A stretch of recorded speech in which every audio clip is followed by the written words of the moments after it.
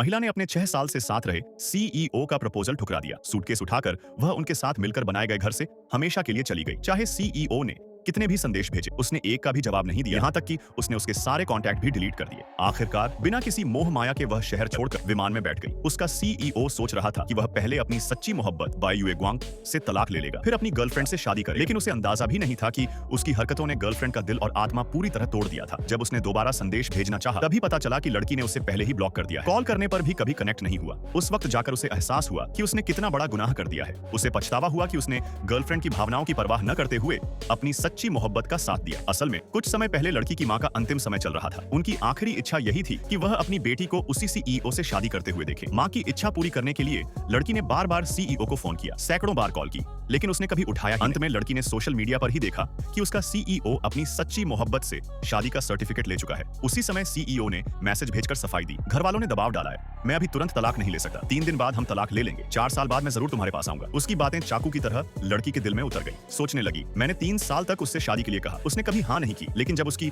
सच्ची मोहब्बत को घर वाले मजबूर करते हैं तो वह तुरंत शादी के लिए तैयार हो गया। यहाँ तक कि जब मां का देहांत हुआ तब भी सीईओ नहीं आया। उसने दिखावे के लिए सिर्फ पोषण सामग्री भेजी, लेकिन लड़की ने नौकरानी से कह दिया, सब फेंक दो कचरे में। और तो और सीईओ अस्पताल भी आया था, पर कभी लड़की की मां को देखने तक नहीं गया। कहा, मुझे पहले अपनी सच्ची मोहब्बत का साथ देना है, फिर समय निकालकर सास से मिलने जाऊंगा। इन सब ने लड़की का दिल पूरी तरह तोड़ दिया। जब उसने मां को अंतिम संस्कार देकर विदा किया तो सबसे पहले अपनी नौकरी से इस्तीफा लिखकर दे दिया। कंपनी में सबको पता चला कि सीईओ ने अभी शादी की है, तो सबने लड़की को घर तोड़ने वाली तीसरी औरत कहना शुरू कर दिया। यहाँ तक कि जब उसने कंपनी के वाइस प्रेसिडेंट को इस्तीफा सौंपा तो उसने भी यही सोचा कि वह सीईओ से रूठी है और उसे समझाया कभी कभी झुक जाना भी चाहिए। इसी बीच सीईओ अपनी सच्ची मोहब्बत को लेकर कंपनी आ पहुंचा। लड़की ने देखा पर अंदर से बिल्कुल शांत रही और बिना कुछ कहे मुड़कर चली गई। शायद सीईओ को एहसास हुआ कि उसने हद पार कर दी है। शाम को वह एक अंगूठी लेकर आया और सोचा कि लड़की उसे पाकर बहुत खुश होगी, लेकिन लड़की ने बस एक नजर डाली और वापस। वह अंगूठी लड़की को बहुत पसंद थी, पर वह पहले की बात थी।